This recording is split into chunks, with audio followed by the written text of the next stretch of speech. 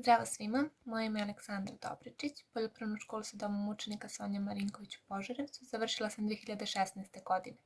Te iste godine sam upisala i Poljoprivredni fakultet u Zemunu, smjer zootehnika, a danas sam student master akademskih studija, smjer poljoprivreda, modul zootehnika.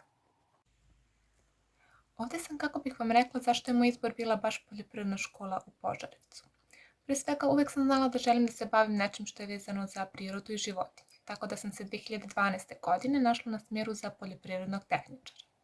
Ono što je mene privuklo da izaberem ovaj smjer je njegova opširnost, kao i postojanje prakse, koja mi je bila jako važna, jer pored znanja koje dobijete u školi, dobijate i set veština.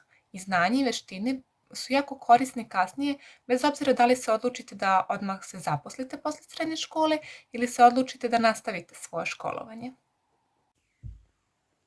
U toku svog školovanja bila sam stanar doma poljoprivredne škole i mogu vam reći da je to jedno od najlepših iskustava za mene.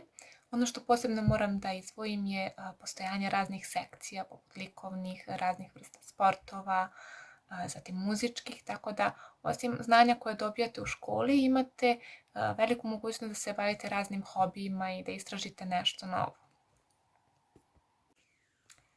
I zadnja stvar koju želim da dodam je vezana i za dom, a i za školu i mislim da je bitna koliko i sve ostale, jer učinila je moje godine toliko lepim, a to jesu ljudi koje sam tamo srela.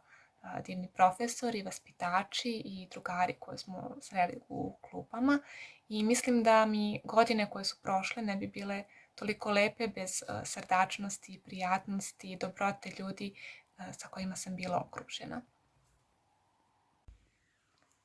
Nadam se da sam vam ovim bar malo pomogla pri izboru vaše srednje škole i nadam se da se uskoro vidimo u Poljoprivrednoj školi sa domom učenika Sonja Marinković, a nadam se i kasnije na Poljoprivrednom fakultetu Univerziteta u Beogradu u Zemunu.